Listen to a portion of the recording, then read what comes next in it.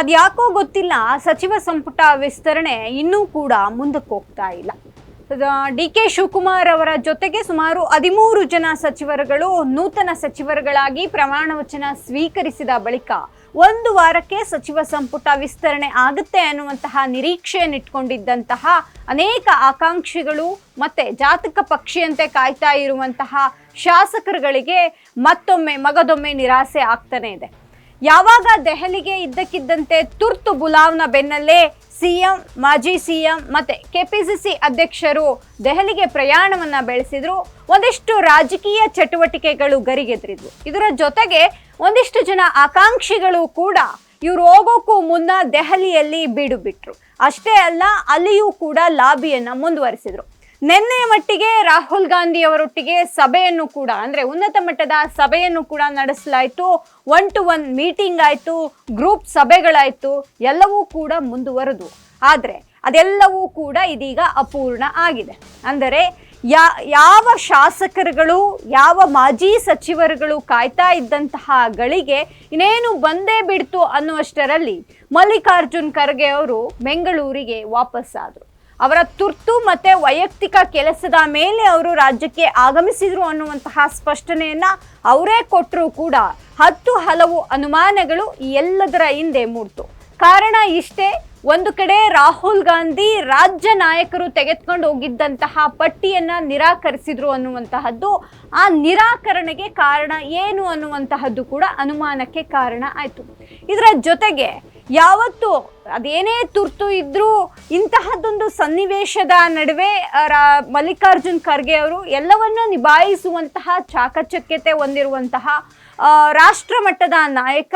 ಇದಕ್ಕಿದಂತೆ ಅವರು ಬಂದ್ಬಿಟ್ರು, ಇದರ ಹಿಂದೆ ಏನೋ ಇದೆ ಅನ್ನುವಂತಹ ಗುಮಾನಿ ಕೂಡ ಈ ಒಂದು ರಾಜಕೀಯ ಪಡಸಾಲೆಯಲ್ಲಿ ಕೇಳಿ ಬಂತು. ಆದರೆ ಅದೆಲ್ಲದರ ಹಿಂದೆ ಇದ್ದಂತಹದ್ದು ರಾಜ್ಯ ನಾಯಕರು ಒಪ್ಪಿಗೆ ನೀಡಿದಂತಹ, ಅವರು ರೆಡಿ ಮಾಡಿಕೊಂಡು ಹೋದಂತಹ ಪಟ್ಟಿಗೆ ಮಲ್ಲಿಕಾರ್ಜುನ್ ಖರ್ಗೆ ಅವರ ಒಪ್ಪಿಗೆಯೂ ಕೂಡ ಇರಲಿಲ್ಲ ಅನ್ನುವಂತಹದ್ದು ಸದ್ಯಕ್ಕಿರುವಂತಹ ಮಾಹಿತಿ. ಆ ಪಟ್ಟಿಯನ್ನ ಬದಲಾಯಿಸಿ ಅನ್ನುವಂತಹ ಸೂಚನೆಯನ್ನು ಕೂಡ ಅವರು ಕೊಟ್ಟಿದ್ರು ಅನ್ನುವಂಥದ್ದು. ಅದಕ್ಕೂ ಮೊದಲೇ ರಾಹುಲ್ ಗಾಂಧಿ ಕೂಡ ಈ ಮಾತನ್ನು ಕೂಡ ಹೇಳಿದ್ರು. ಹೊಸಬರ ಜೊತೆ ವರ್ಕ್ ಮಾಡುವಂತಹ ಒಂದಿಷ್ಟು ವಾತಾವರಣ ಸೃಷ್ಟಿ ಮಾಡಿ ಅನ್ನುವಂತಹದ್ದನ್ನ ಅವರು ಹೇಳಿದ್ದು ಎಲ್ಲೋ ಒಂದು ಕಡೆ ಮಲ್ಲಿಕಾರ್ಜುನ್ ಖರ್ಗೆ ಹಾಗೂ ರಾಹುಲ್ ಗಾಂಧಿ ಮುಂಚೆಯೇ ಮೀಟ್ ಆಗಿ ಇದರ ಬಗ್ಗೆ ಚರ್ಚೆ ಮಾಡಿದ್ರು ಅಂತ ಅನ್ನಿಸ್ತಿದೆ ಅನ್ನುವಂಥದ್ದು ಕೂಡ ಸದ್ಯ ರಾಜಕೀಯ ಪಡಸಾಲೆಯಲ್ಲಿ ಕೇಳಿ ಬರ್ತಿದೆ.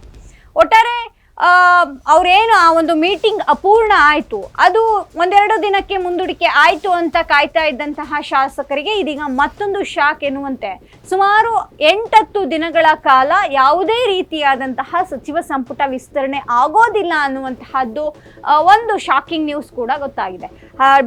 ಕೆಪಿಸಿಸಿ ಅಧ್ಯಕ್ಷರಾದಂತಹ BK ಹರಿಪ್ರಸಾದ್ ಅವರು ಕೂಡ ಮಾತನಾಡುವಂತಹ ವೇಳೆ ಹೊಸ ಪಟ್ಟಿಯೊಂದಿಗೆ ಜಾತಿವಾರು, ಪ್ರದೇಶವಾರು, ಸೀನಿಯಾರಿಟಿ ಮತ್ತು ಹೊಸ ಮುಖಗಳು ಎಲ್ಲವನ್ನ ರೆಡಿ ಮಾಡಿಕೊಂಡು ಮತ್ತೊಂದು ಪಟ್ಟಿಯನ್ನು ನಾವು ಸಲ್ಲಿಕೆ ಮಾಡ್ತೇವೆ ಅನ್ನುವಂತಹ ಅರ್ಥದಲ್ಲಿ ಅವ್ರು ಏನು ಮಾತನಾಡಿದ್ರು ಅದೆಲ್ಲವೂ ಕೂಡ ಒಂದು ಹಂತಕ್ಕೆ ಇನ್ನೂ ಕೂಡ ತಡ ಆಗತ್ತೆ ಅನ್ನುವಂತಹದ್ದಕ್ಕೆ ಮುನ್ಸೂಚನೆ ಕೊಟ್ಟಂಗಿದೆ.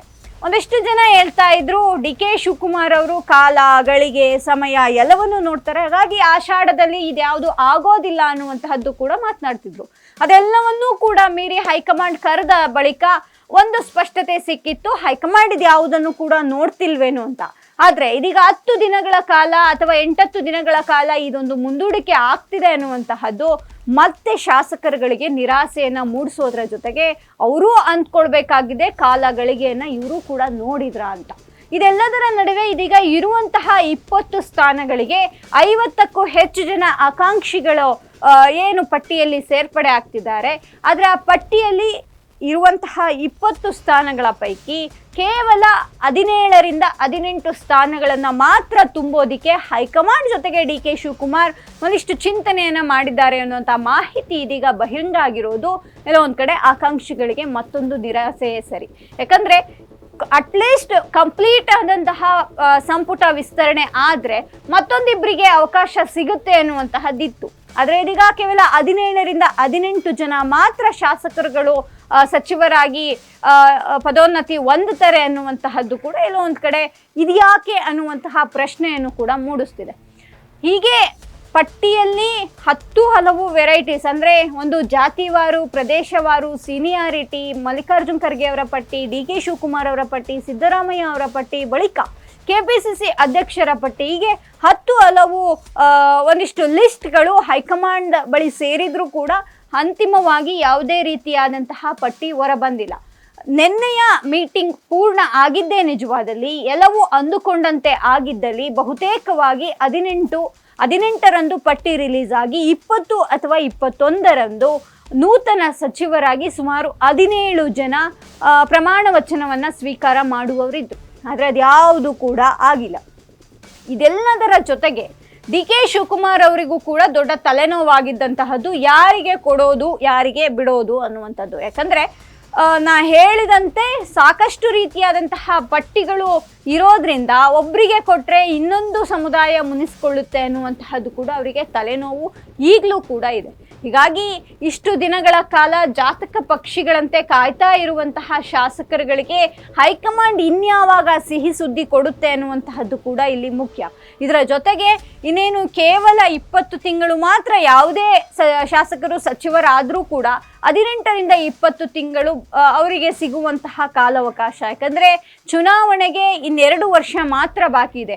ಆ ಮಧ್ಯೆ ಉಪಚುನಾವಣೆಗಳಿದೆ, GBA ಚುನಾವಣೆ ಇದೆ, ಗ್ರಾಮ ಪಂಚಾಯಿತಿ, ಜಿಲ್ಲಾ ಪಂಚಾಯಿತಿ, ಸ್ಥಳೀಯ ಮಟ್ಟದ ಚುನಾವಣೆಗಳಿರೋದ್ರಿಂದ ಅವರು ಆ ಇಲಾಖೆಯನ್ನು ಎಷ್ಟರ ಮಟ್ಟಿಗೆ ನಿಭಾಯಿಸ್ತಾರೆ ಅನ್ನುವಂತಹದ್ದು ಕೂಡ ಮುಖ್ಯ.